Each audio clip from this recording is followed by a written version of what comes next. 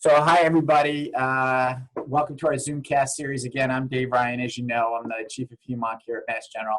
And today I have two great guests, Ted Hong, who's the Co-Clinical Director of the GI Cancer Center and a Professor of Radiation Oncology at HMS. Ted's a radiation oncologist. And Motaz Qadan, who is one of our go-to GI cancer surgeons in the pancreas, biliary, and liver area, and they have had the unique responsibility of setting up a cancer approach to GI cancers in particular, but an approach in this COVID epidemic.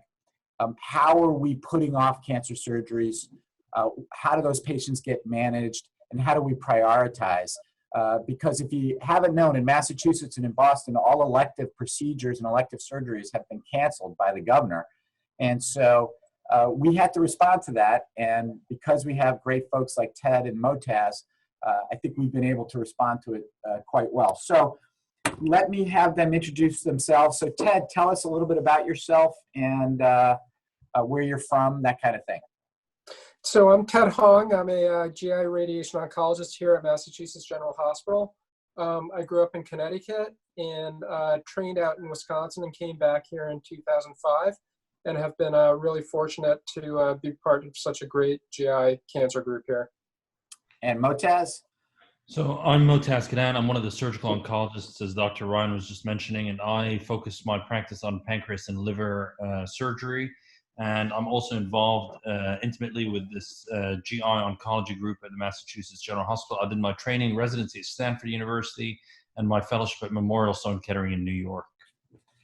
So one of the great joys of being at Mass General is this multidisciplinary care model that we've set up. And I have to say, you know, most of my interactions are not with my other hemonc faculty, but over the years, most of my interactions have been with the radiation oncology group and the surgeons. And it's really one of the joys of practicing at Mass General. It really is a truly multidisciplinary program. And so the first question I'm going to send to Motaz is, Motaz, what actually is elective in cancer surgery? So that's a great question, Dave, and I'm glad you asked this because it's really important that we attempt to answer this because, as you know, we have been under guidance by the state and even on a federal level to cancel elective surgery. And elective surgery generally means surgery that is scheduled in advance, and in general, it means surgery that can wait because it's been scheduled in advance. It does not have to be done right here, right now. In general, we have three categories: emergent, which means needs to be done right away, within the hour. We have urgent, which means needs to be done usually within 4 hours, depending on the hospital and the operating room system. And then we have elective, which basically encompasses all other surgery. The problem with having everything else come under the same umbrella as elective is that that includes cancer surgery that can be more urgent for aggressive tumors, but it can also include things like elective orthopedic surgery, like hip replacements or hand surgery, which we know are truly elective cases in some instances. And so really the question that comes to mind is, how do we distinguish between those? And this is what we have been tasked with trying to come up with here, because it's important that we make sure that our cancer patients don't take a back seat in this and are equally prioritized during this time where in COVID, there's actually an intense pressure on the resources that we have available. And so we have to try and decide what really is elective in terms of cancers. We know that not all cancers are equal. There are cancers that are amenable to chemotherapy and radiation and need surgery at some point. There are cancers that are more aggressive and need surgery much more urgently. There are some cancers that don't respond to chemotherapy and radiation and just need an operation. And those are patients that we have to try and prioritize. And so we try and come up with some form of distinction between these cancers to try and decide which needs to go to the operating room sooner. And so it's actually a great question that doesn't really have a specific answer. What is elective cancer surgery really depends and varies between cancer to cancer. And it's our job, therefore, to treat each of these cancers as individual tumors and actually focus on the patient and how we're going to prioritize each and every patient depending on what they have. So Ted, with that in mind now, in terms of elective surgery, why don't you give us an overview first of, in the solid tumor world, which for those of you who don't know, in the community, we often refer to ourselves as solid tumor oncologists to distinguish us from the hematologic malignancy, the lymphoma and leukemia doctors. So for solid tumor oncologists, what's the difference between preoperative and postoperative therapy, and particularly in GI cancer, where we've been moving in the last, say, 10 years? So that's a great question, because I know that, you know, a lot of patients, when they come to us, they think they've got a cancer, and their thought is tumor in a bucket is better than tumor in me, and they want to go to surgery first. But so over the years, tumor to bucket is a real colloquialism for surgeons.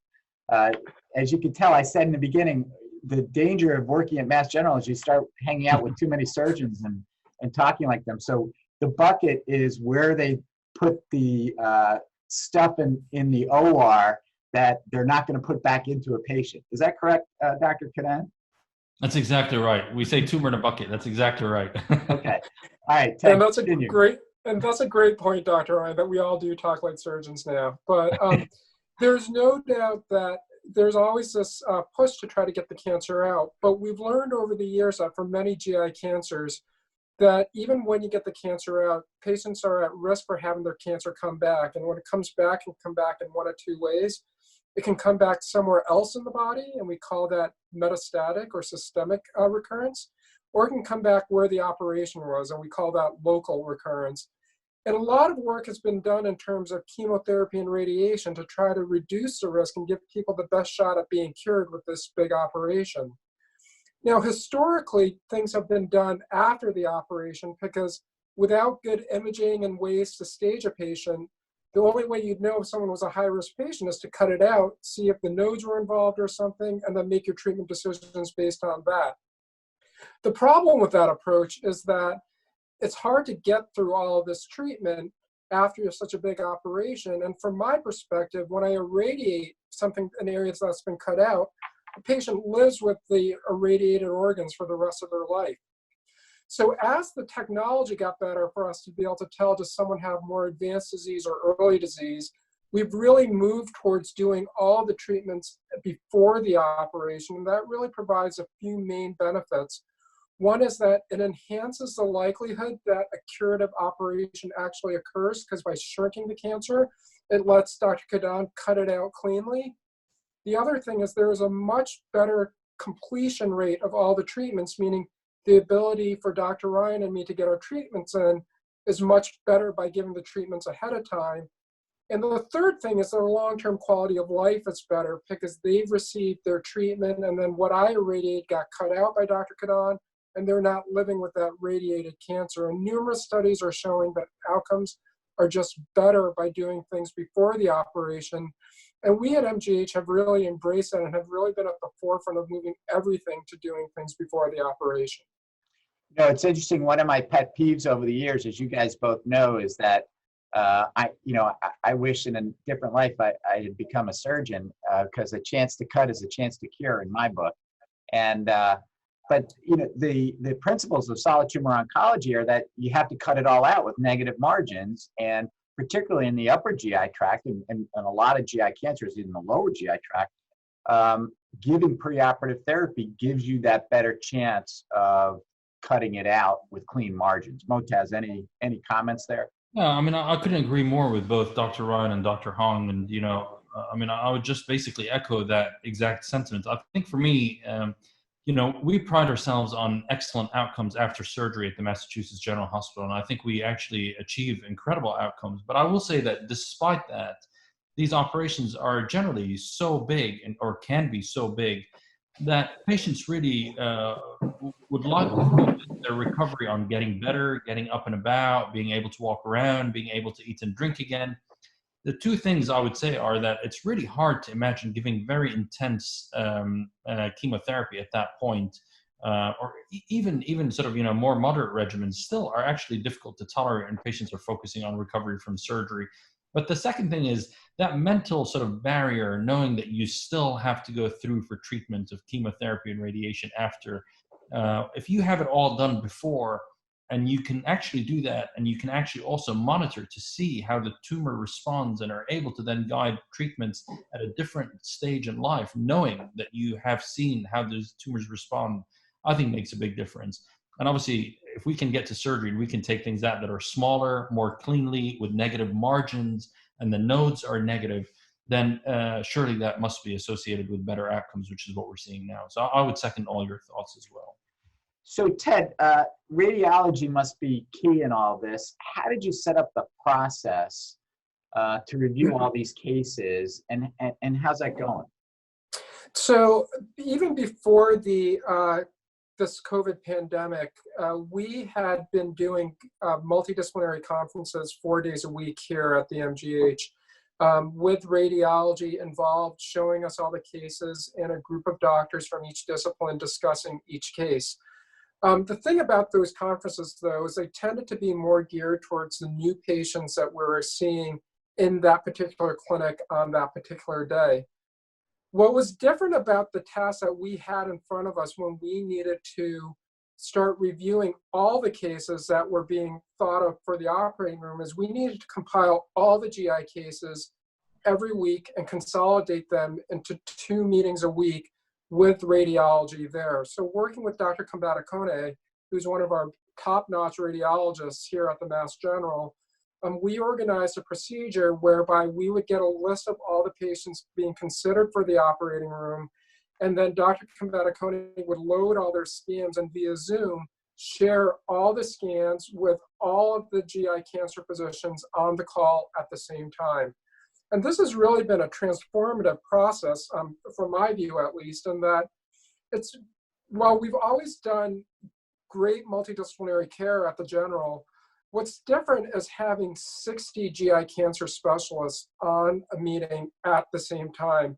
And you really get everybody's perspective for every single case. And that has been absolutely eye-opening. But that process is one that we do now. I keep a running log of every meeting so that we're able to document post hoc how the decisions were made, what the history of the patient was the decision for surgery now, surgery later, or no surgery. And we keep a running secure list of all the cases discussed now for future reference. So, doctors tend to be like cats. They're very independent. And surgeons, I think the motto of surgeons is that of our neighboring state, live free or die. How do you get these folks to agree? And what happens if there's a dispute? Motaz? Well, so again, another great point here that's raised. I think the important thing that I would say is this process has increased transparency, which ultimately benefits our patients. We don't have surgeons or any physicians, for that matter, who are just wildly managing patients according to the mood of the day. It's not like that. This is a very rigorous system that ensures that everybody being managed is being managed according to a consensus agreement.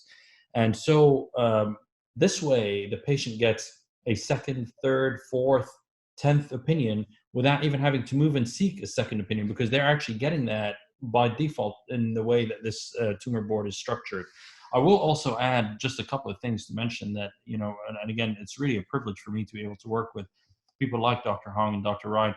We're actually recently put our thoughts together in a publication that has been published in one of the journals in order to provide guidance to other hospitals around the country as to how we're doing our process, because it's worked so well.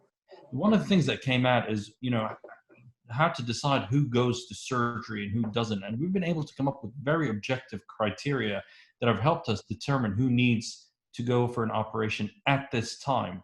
And so, for example, if somebody's already had their chemotherapy and radiation and they just finished that, this would be an ideal person to go to surgery at this time, since that treatment has been delivered now. If you need to get tissue for biopsy because you can't determine what the next chemotherapy or radiation regimen will be without doing an operation to do this, that is a person who should go for an operation.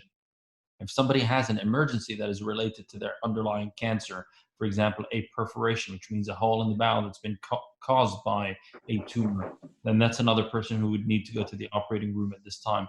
And so by coming up with these objective criteria, we're then able to place our patients as individuals into these separate buckets to determine who needs the operating room at this time.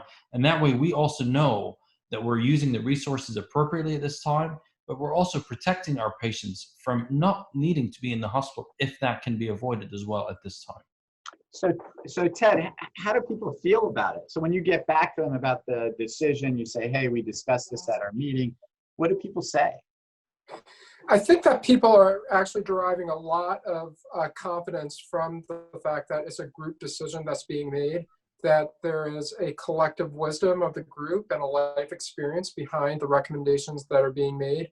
We have not had any cases where a surgeon has disagreed and has, through any private channels, has come back and said, I don't agree with the decision. I would say uniformly there is security in the fact that there's this group that we all work with and respect that is supporting any decisions, and that really provides a lot of reassurance to both the surgeon as well as to the patient that the best and the brightest minds have all put their heads together and said, this is what is the best for you and this is what's safest for you.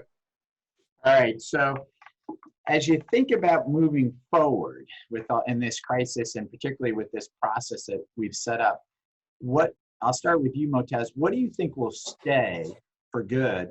And personally, what lessons have you learned?